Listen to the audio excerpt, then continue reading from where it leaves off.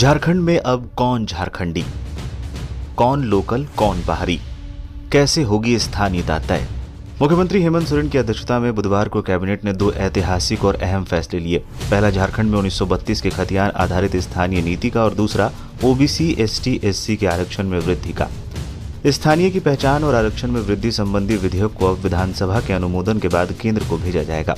दोनों ही विधेयकों को 9वीं सूची में शामिल करने के लिए केंद्र से अनुरोध किया जाएगा। 9वीं अनुसूची में शामिल होने के बाद ही ये झारखंड में लागू होगा। बुधवार को हुई कैबिनेट बैठक में कुल 43 प्रस्तावों को हरी झंडी दी गई। मुख्यमंत्री हेमंत सोरेन की अध्यक्षता में बुधवार को हुई कैबिनेट की बैठक में झारखंड में स्थानीय निवासी की परिभाषा, पहचान एवं परिणामी लाभों के लिए विधेयक 2022 के गठन के प्रस्ताव को मंजूरी दी गई। इसके तहत जिनके पूर्वजों के नाम 1932 के सर्वे खतियान में हैं, उन्हें ही स्थानीय माना जाएगा। वही भूमिहीन या वैसे लोग जिनका खतियान पठित नहीं है, उनके लिए ग्राम सभा से स्थानीयता की पहचान होगी। राज्य में लंबे अरसे से 1932 के खतियान आधारित स्थानीय और नियोजन नीति लागू करने की मांग हो रही थी।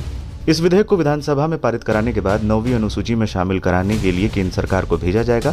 सरकार अब इस विधेयक को पारित करने के लिए विधानसभा का विशेष सत्र बुलाने की तैयारी में है। सूत्रों के अनुसार अगले हफ्ते विशेष सत्र आहूत करने की तैयारी की जा रही है। विशेष सत्र में 1932 खतियान आधारित स्थानीयता नीति संबंधित विधेयक और एसटी एससी ओबीसी का आरक्षण बढ़ाने संबंधित विधेयक को पारित कराया जाएगा। विधानसभा से पारित कराने के बाद दोनों विधेयकों को राज्यपाल के माध्यम से केंद्र को भेजा जाएगा। 1932 की खतियान आधारित स्थानीय नीति को समझने के पहले ये जानना जरूरी है कि झारखंड में सबसे पहले खतियानी नियम कब लागू हुआ। इस इलाके के लिए साल 1872 में पहली बार खतियान सर्वे हुआ, जिसमें संथाल परगना के जंगलों और खेतों का सर्वे हुआ। इसके बाद 1922 में जीएफ गडजर के जरिए संथाल परगना का पहली बार संपूर्ण सर्वे हुआ। इसी का संशोधन 1932 में किया गया। बाद में इसका संशोधन 1934 और उसके बाद आखिरी बार 1936 में किया गया था।